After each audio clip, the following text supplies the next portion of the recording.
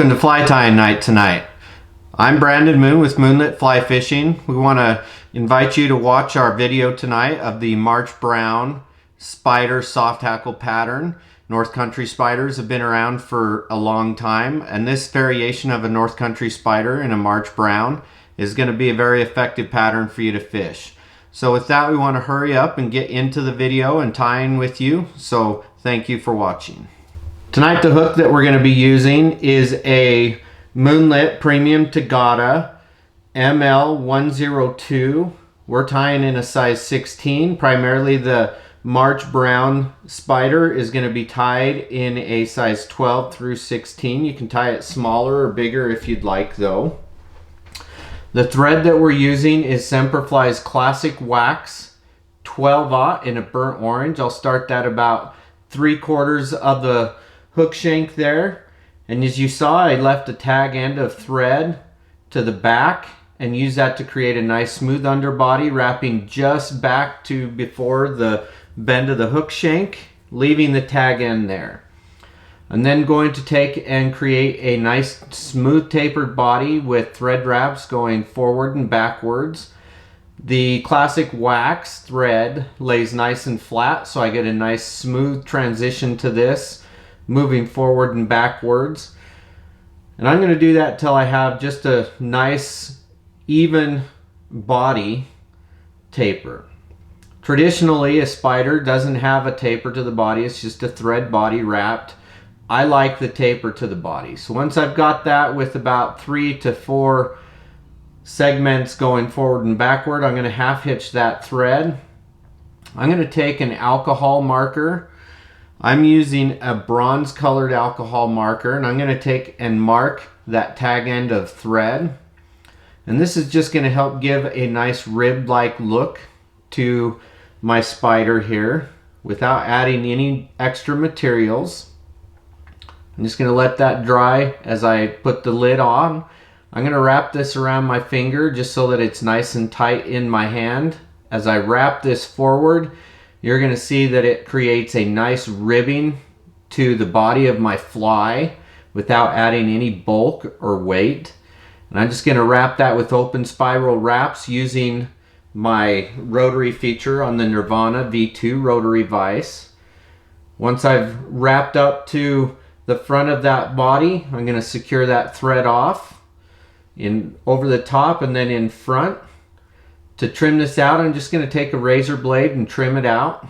Gives me a nice clean cut. Here we'll take some Vicuna UV Fiery Brown dubbing. I really don't want very much, just a very small amount. You can use some Overton's Wonder Wax dubbing if you'd like here, or just put some on. A lot of times I like to wet my finger just a little bit to help that dubbing grip onto the thread. You can see there's not a very big rope on this thread of dubbing, and I'm just going to take and wrap that dubbing right over that end of my body so that I don't crowd that 3/4 of my hook that is bare. So once I've wrapped that on, I'm going to pull those fibers rearward just so that they're out of the way of the front. Now I'm going to take a Moonlit quail skin in a natural brown variant, and I'm going to preen and clean it off and then create a nice tie-in point where I'm going to tie this hackle tip in, laying kind of across that dubbing there. And once I get that secured down with a couple wraps over the top, I'll pull it back and wrap in front of it to where I have my tie-in point. I now need to trim out. You can see I pull it away from the rest of my hackle. Now I'm just going to trim that out, and this just gives me a nice clean tie-in, and you can see my hackle's already ready to wrap rearward, which helps me. Now I'll take and set my thread off to the side with my bobbin rest. So if you need to and you want to secure down just a little bit more, put an extra wrap or two down. So I want to make sure that that hackle fiber doesn't slip out. Now we'll take some hackle tweezers, and I'm just going to take and lightly wrap this rearward. Once I grip it, I'm going to use nice soft tensioned wraps. You can see it's laying rearward because of how my hackle fibers are standing.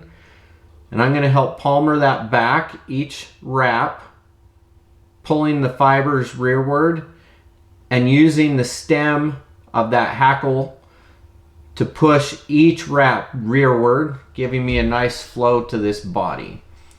I want the hackle fibers to go just to the back bend of the hook, so just a little bit past the body. Once I've gotten a good couple wraps, with this quail I like about 3 wraps. That gives me a full enough body.